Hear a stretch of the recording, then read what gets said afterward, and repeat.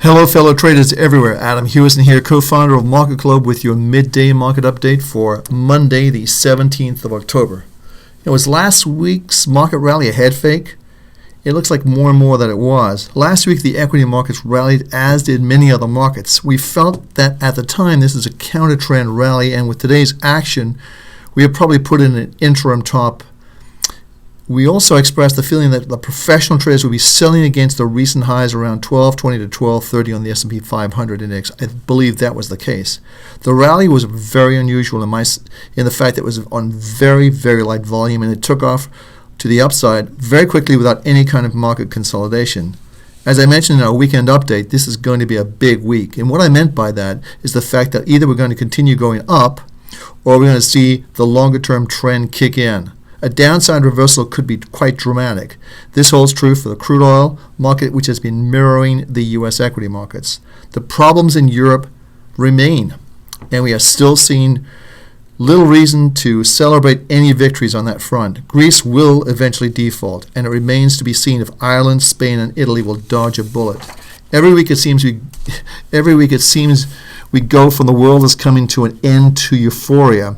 Eventually, the markets will sort out this conundrum. Our view longer term remains with our trade triangle technology, which remains negative on the equity markets, indicating long-term weakness. Now let's go to the 6 major markets we track every day and see how we can create and maintain your wealth in 2011. So here we are. We're at my home page, and you can see that the equity markets are under pressure. Actually, some very important levels may be broken. And I think you really want to pay attention to these markets today, because this could be the start of something big to the downside. Let's go to our portfolio manager, and I'm going to look at the first market. We're going to look at some bank stocks as well as the SKF. We get a lot of requests for that. So here is the S&P 500. We're going back 6 months, so let me just tighten that in a little bit to show you what we're looking at. First of all, we have had a series of events, one of which is we touched the top of the let me just get this off that screen, and we touched the top of the downtrend trade channel, and you see how this is why I thought the market would be shorted, simply because we just hit so many levels right here. This is huge resistance, and I think that it's going to be very, very tough for this market to break over this level. If we close today, for example, if we close today below 1205.65, which was the low we saw on Friday, it indicates that we have put in a top, and we'll see a pullback in this market. That's going to be very similar to the patterns we saw in the September-August period. In the September-August period, which I'm referring to, is right here and right here. So right here, and I think this is right here. Now, if we see the market go down, we're currently trading at 1205.83, so we're below the level we're looking at. If we close down here, I think we'll see this market come down for the rest of the week. We're looking for a move down back to the 1230 level, which is right around here, and that's a 61.8% Fibonacci retracement. So I would expect the market to come down to these levels. The overall trend on our monthly trade triangles are still negative, and that's why we've maintained, even with this sharp rally, which was really amazing, because look at how many days we just went up. We didn't have any down days, which is very, very unusual. The sharp rally was on light volume, and I believe we're making a turn back down to the downside. So let me just take everything off the screen, because I want to show you a couple of things why I think this is going to continue to erode. So let me clear this up and go scope this down. You can see that we're very overbought on the Williams percent R, very similar to these periods here and also here. This is when we turn back down. So I think that's still a very negative sign. Also, the MACD is beginning to lose momentum. If we turn down from here, I think we could see still further downside action. And lastly, it's hard to see here, but the volume has just been really low on this whole rally. So I think it really was a head fake for a lot of traders. So let's go to our next market. And the next market we're looking at is going to be silver. And silver is very interesting. I think you really want to pay attention to this market right now, because it's had the move down. We have all of our trade triangles right now in, with the exception of the daily one, negative, indicating further downside pressure. Now, it looks to me like we've had this move. Let me just draw this on my telestrator. It looks to me like we've had this move down. We sort of had a nice little rollover here. And I would pay very close attention to this. I don't think this market's going anywhere. And if we include silver as being an industrial metal as opposed to a precious metal, which it's not, at least it's not considered a precious metal right now in the marketplace, we could well see this market go down to $20 an ounce. That's not such a far distance. It's about $11 from here, but it's a huge move in terms of money on the table. Now, you can also, with silver, you have the options. You have an ETF you can use there to short silver. And the most obvious one is the ETF ZSL. Now, that's a leveraged ETF, so be careful with that. But you could buy that either in an IRA or a 401k if you felt the same way as I do about the trends in silver.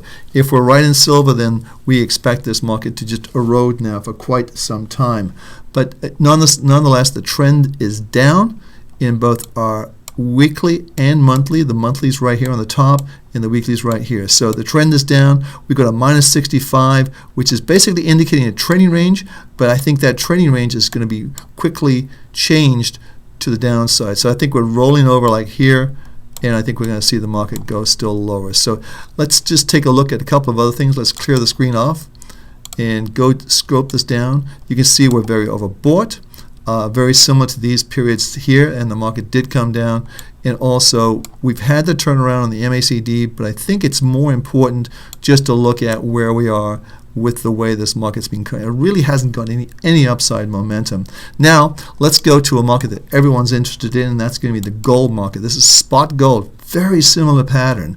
And look at how we've got the downtrend trade channel coming down, and how we've moved sort of sideways. Now we also have all of our trade triangles in a positive mode. Sort of a conundrum. You have silver negative and you have gold positive. So possibly what you could do as a trade, we talked about this a week or so ago, is buy gold, sell silver. Equal amounts, so you're spread trading this market. So you'd be short silver, long gold. It would look as though that's the way to be in the market. That's what the trade triangles are telling you now.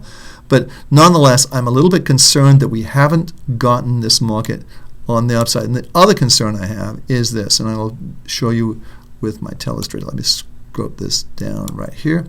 So here we are. We were very, very oversold right here. And hold on, let me just get my marker on. We're very oversold back here and back here. Now, this is obviously a very big point, this 1550 area. And if you look at this rally that we've had up here, we've gone approximately 38.2%, which is basically a Fibonacci retracement. It's the first Fibonacci retracement you would have. So there's resistance, I think, right here. The other thing is we made a new high just by barely inching over there, and you didn't do it in the momentum on the Williams percent R. Where we close today could be very important. If we close this market down, let's say around 1665, 1660, I think we'll possibly see this market come down a bit of pressure. I'm not sure if the silver is going to pull it down or gold's going to pull silver up. It's kind of like a conundrum right now. So you may want to just stand aside in gold until the picture clears up. So let's just clear the picture up of the screen and go to our next market. And the next market we're looking at is crude oil. Now this is something we've talked about before. We have a longer term negative trend right here on our monthly trade triangle. But the thing I want to illustrate to you is this, and that is, look at these periods here. We've just popped out, we just popped out of the downtrend trade channel right here a little bit. We touched it again, here we touch it again, and look at where you are in the Williams percent R. Now, same thing here. Look at where you are in the Williams percent R, and you just popped out. So we may see a little bit of choppy action, but my feeling is we're going to see this market trade back down to $80 a barrel. That's a 50% retracement on the Fibonacci. We may actually go all the way down to $76 or $75, but generally speaking, I think the market with today's action has probably, for the most part, topped out, meaning we probably put an interim top in this market. And again, it came in at the right time. This rally was just mirroring the equity markets, And this is like the equity markets. These are the highs, the important highs that were in this market. And I think that was enough to basically hold any kind of further upside momentum. Again, our longer-term trend is down. Whoops. And I think that's the important thing to look at. Again, we're very heavily overbought, so I could see this market rolling over to the downside and potentially getting back into a zone like here and here. So if that's true, then this week we should probably see this market on the defensive mode and see it drag everything down on the downside. So let's go clear the screen off as we would normally do and go to our next market. And the next market we're looking at is going to be the dollar index. Now this is also very important for a couple of reasons, and I want to share this with you. So here we are. I'm going to, if you look at our Fibonacci retracement, we talked about this before, and this is why Fibonacci is such a beautiful thing to use in the market. So we click here, drag this down to the lows, and you can see this 50% retracement level. Perfect. We're at the bottom of the Downtrend trade channel, which is also perfect. We're also going down here, oversold, perfect. Everything seems to be lining up to get long dollars, or at least get long the dollar index. So I would easily see this market move back up to the 78.50 area. We want to see a little bit of a change in these markets. I would say we probably see this market over the 77.50 area tomorrow. If that's the case, then I think one of our trade triangles will turn back up and we'll get a little bit more momentum. But I'm just going to let me clear the screen off for the time being. And let's just take this off. And you can see we've come right perfectly down, just like we were out of the trade triangles here, out of the Downtrend trade channel. We're out of it here. And if you go down here, you can see we're very overbought. Now we're very oversold. So I would imagine, given the score of 70, we're going to see this market pull back up to test the 78.50, which is going to be about the midpoint of the Downtrend trading channel. So let's see how that works out. But generally speaking, I would not be pressing the short side of this market at the moment. I think probably we're going to see a little bit of a pop to the upside. So let's go to our next market, and the next market we're looking at is going to be the This is going to be the Reuters-Jeffries CRB index. Now, what's interesting with this market again is that we perfectly hit the 61.8% retracement. Let me just show you how that works. I mean, we don't look at this thing afterwards and tell you. We tell you when it's happening. So let me scope this out just a little bit further so we have a little bit more action. And I'll need a little more. So if we go from the lows, from the highs right here, and we go all the way to the lows, you can see we got exactly a 61.8% retracement, and now we've had a big rally. And we told you about this before, around the 300 to 295 level would be definitely an area this market is probably going to turn around. It did turn around. Now, if we look at the next situation, is that the longer term trend is clearly on the downside in this market with our monthly trade triangle right here, and you can see that level is 335.10. Again, it's confirmed right here, 335.10. But if we get closer in, let me just get a little bit closer in so we see this, and I'll go a little closer too. So this is what I was looking at this morning with this market, because we felt the market had rallied back. We thought the 315 to 317 area was going to be a level that would present problems. That has certainly been the case, and we can measure that with our Fibonacci pull down right here. And look at this. We're right into that zone where it's just 50% retracement.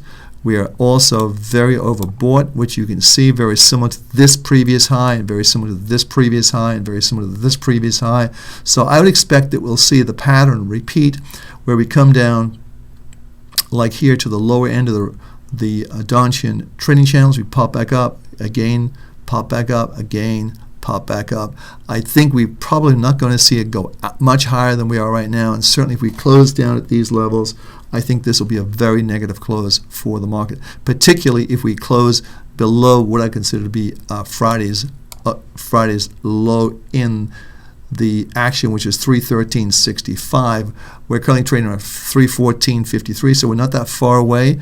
We could see that happen perhaps later on this afternoon. But generally speaking, if we close below Friday's low, I would say that would not be a good sign. We'll probably see the market come back to the 305 to 300 level in this index.